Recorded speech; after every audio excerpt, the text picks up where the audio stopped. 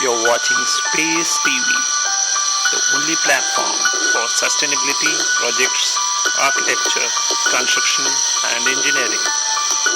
Watch Space TV from Vegas Media.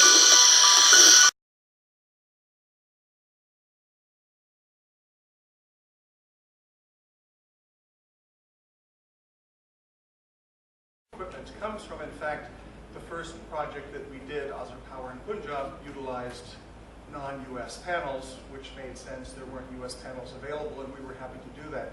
I think, and this was my question to Mr. Garg, whose presentation I thought was excellent, is from the standpoint of impediment, the financing. I think we're going to see in future policymakers within national governments, maybe not the Chinese government, but the US government perhaps, in multilateral lenders looking at LCRs from a trade impediment standpoint. And I think it will cause some difficulties for those of us who are very actively trying to lend into this very exciting sector. So that's my perspective from the policy standpoint. The second thing is that, as you have said, the market is responding. OPIC just provided $30 million to an Indian-US joint venture that is going to manufacture panels here in India.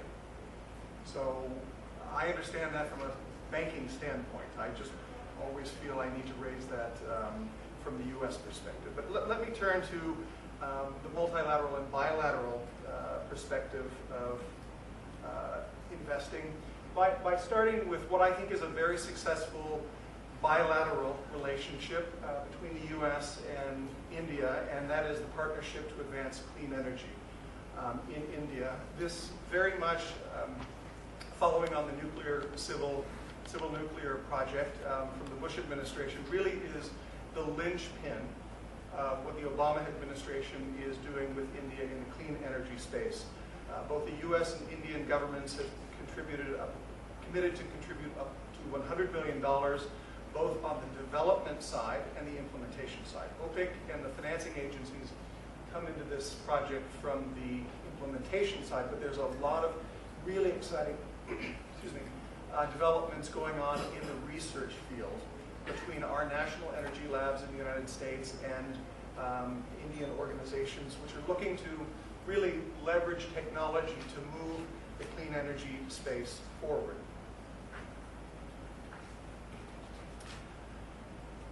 From the US perspective, all of these organizations come into play. Our US State Department and my colleague Eva from the US Consulate here in Mumbai is here, have played a very important role on the policy issues. USAID has contributed a significant amount of funding on the research side. Of course, the Department of Energy has brought in experts from the United States who have done now 2 seminars with Indian bankers to share with them in conjunction with the Asian Development Bank what our experience has been on looking at renewable energy and solar projects from the financing and risk standpoint. So we're engaged with the Indian banking community at that level, and I share some of the comments that were made earlier about the need to improve Indian credit officers at Indian lending institutions, their ability to analyze the risk and make some of the loans on a project finance basis rather than just looking at the balance sheet of big Indian corporates.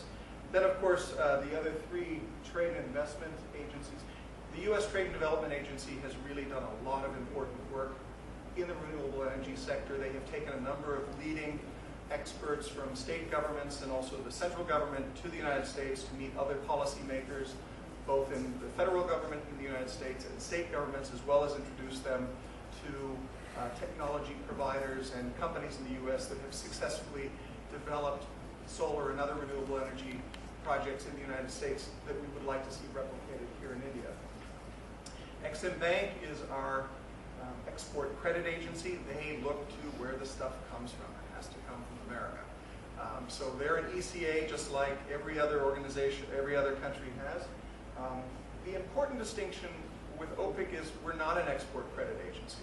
We love to see U.S. technology, capital, equipment go into projects, but we would also love to see Indian technology, capital, and products go into the OPIC finance project. So We're very much a development finance institution, and we want to see India develop local resources that can be used to advance projects and the policy objectives of the Indian people and the Indian government.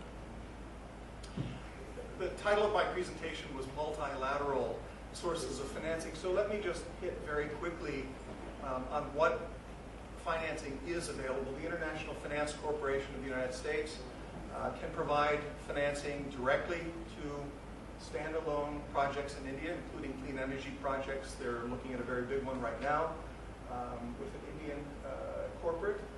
The Asian Development Bank has been a partner with OPIC. They're very aggressive as well. Both the IFC and ADB have offices in Delhi. We work very closely on both policy issues and comparing notes on how we can advance clean energy in India. I think the real advantage for Indian companies is, unlike working with Exim Bank or OPIC, neither of these two multilateral lenders have national content nor national ownership requirements. So they can fund fully Indian-owned companies. So that's a real advantage they have.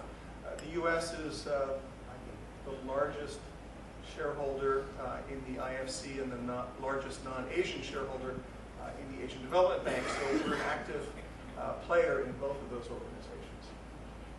I should add that both of them are also looking with Indian banks to provide lines of credit that can be used to finance projects that the Indian banks identify with their customers. So that's a potential source of financing either directly or through your Indian bank for projects.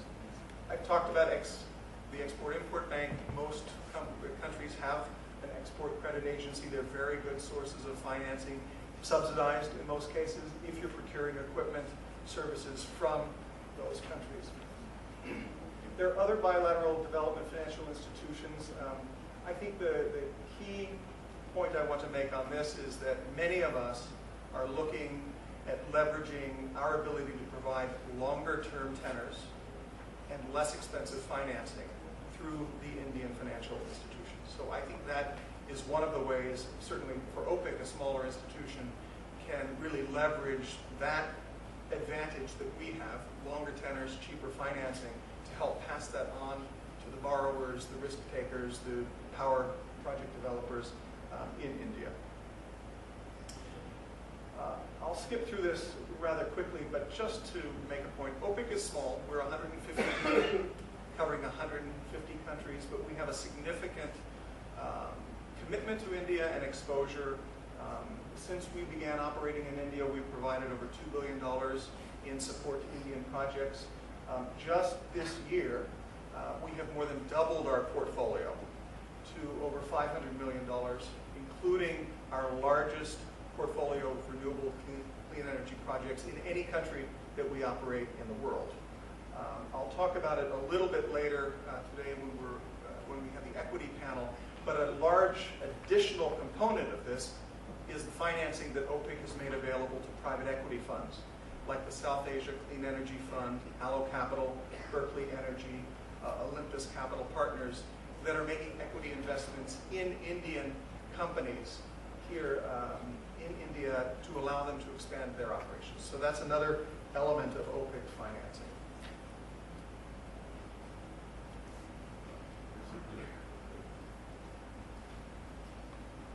OPIC financing. What are we looking for? As the U.S. Government Development Finance Institution, we need what I would call a U.S. nexus. In the past, that's been 25% equity participation by a U.S. citizen or a U.S. company in a project. We have just loosened that requirement in India to be able to count as U.S. equity that which is contributed to a project by a legal permanent resident in the United States. So it could be an Indian American or an Indian citizen resident in the U.S. who has a green card but not a U.S. passport. So I think that will open up OPIC's ability to provide financing to Indian citizens who are resident in the U.S. who are bringing capital, technology, know-how back to a project in India. As any banker would like to see, we need to work with companies that have a track record. Somebody within the project has to have done this before somewhere else successfully. I think in some of the earlier phases of the solar mission, there were a lot of bidders, including winners, who had never really done a solar project before. We have encouraged the government of India and have had positive feedback about pre-qualifying companies that are bidding so that most of these projects can actually come to fruition. We're interested in proven technology. We're not going to take risks. Most of the bankers in this room will understand that. So in addition to working with investors who have done this before, we want them to use technology that has been proven to be commercially viable and can be implemented fairly quickly. As a development agency, we're very interested in addressing the social and economic goals of India.